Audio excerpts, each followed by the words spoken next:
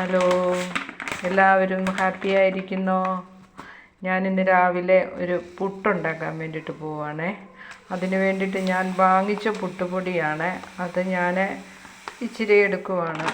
നമുക്ക് ആവശ്യമുള്ള പുട്ടുപൊടിയല്ലേ എടുക്കുന്നത്. അതിന് വേണ്ടിയിട്ട് ഞാൻ തേങ്ങ ചിരണ്ടിയത്, ഉപ്പുപൊടി, വെള്ളം, ഇത്രയും സാധനമാണ്. അതിൽ ഞാൻ വെള്ളം ഒഴിച്ച് കൊടുക്കുവാണ് കേട്ടോ.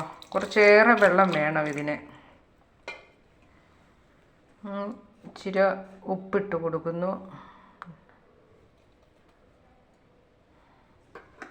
ഇനി ഞാനിതൊന്ന് നനയ്ക്കാൻ പോവാണ്.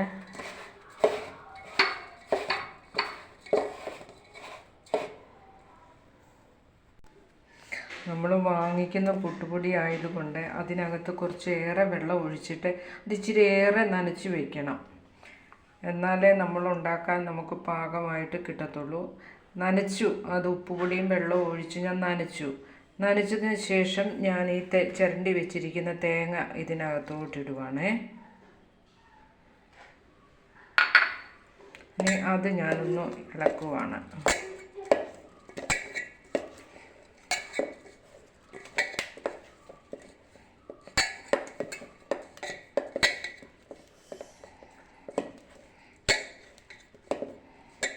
ഒന്ന് തട്ടിപ്പൊത്തി ഇങ്ങനെ അമർത്തി ഒരു 2 മിനിറ്റ് ഞാനിതൊന്ന് വെച്ചേക്കുവാണ്. അപ്പോൾ ഇനി ഞാൻ ചെയ്യാൻ പോകുന്നത്, ഇതൊരു മിക്സിയുടെ ജാറിനകത്തോട്ട് ഇച്ചിരി ഇടാൻ പോവാണ്. ഇട്ടിട്ട് ഞാനിത് ഒരു പതുക്കെ ഇങ്ങനെ കറക്കി കൊടുക്കും കേട്ടോ. ഇച്ചിരി ഇടും.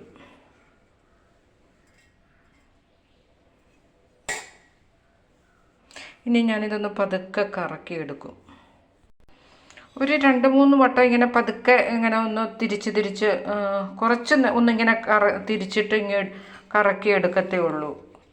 അല്ലാതെ കുറച്ച് സമയം ഇങ്ങനെ കണ്ടിന്യൂസ് ആയിട്ട് ഇങ്ങനെ മിക്സി അടിക്കത്തില്ല. ഇച്ചിരി ഒന്നിങ്ങനെ കറക്കി കൊടുക്കും. എന്നിട്ട് ഞാനിങ്ങ് എടുക്കും. ഇച്ചിരിയും കൂടി ഇടാൻ പോവാം.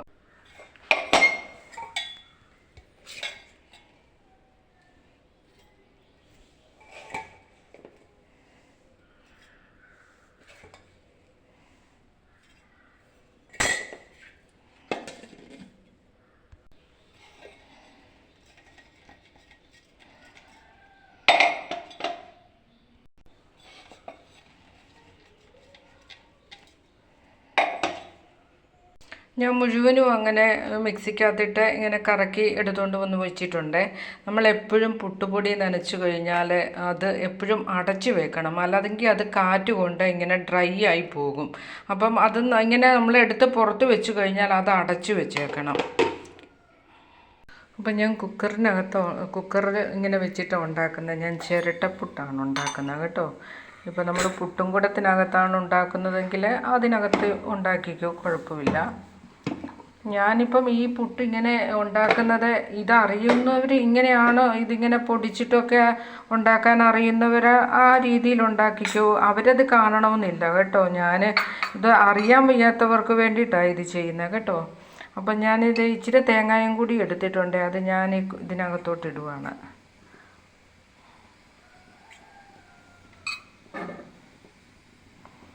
ഞാൻ പുട്ടുപൊടി എടുത്തിട്ട് ഇതിനകത്തോട്ട്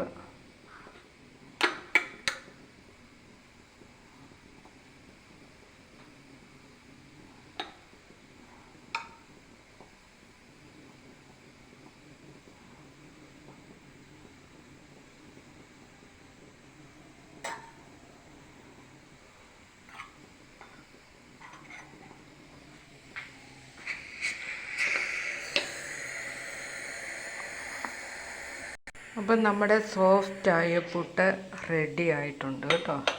ഇത് വെന്തിട്ടുണ്ട്.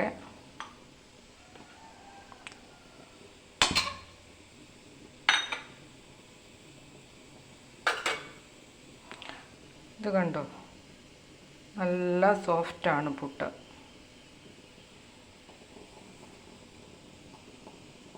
അപ്പം ഞാൻ ഒരെണ്ണം കൂടെ ഉണ്ടാക്കിയായിരുന്നു കേട്ടോ. അപ്പം നമ്മുടെ പുട്ട് ഒക്കെ റെഡിയാണ്. ഇത് ഞാൻ കുറച്ച് അമർത്തി വെക്കാഞ്ഞത് കാരണം ഇച്ചിരി ഒന്ന് പൊട്ടിയിട്ടുണ്ട് കണ്ടോ. ഇത് ഞാൻ അമർത്തി വെച്ചു, ഇച്ചിരി പൊടി ഇട്ടിട്ട് അത് നല്ലപോലെ അമർത്തി വെച്ചത് കാരണം ഇത് നല്ല ഭംഗിയായിട്ട് കിട്ടി. അപ്പം നമ്മുടെ പുട്ട് റെഡിയാണ്. ഇങ്ങനെ ഉണ്ടാക്കി നോക്കണം കേട്ടോ. അപ്പം വീണ്ടും കണ്ടുമുട്ടുന്നത് വരെ Tata, bye bye, God bless you.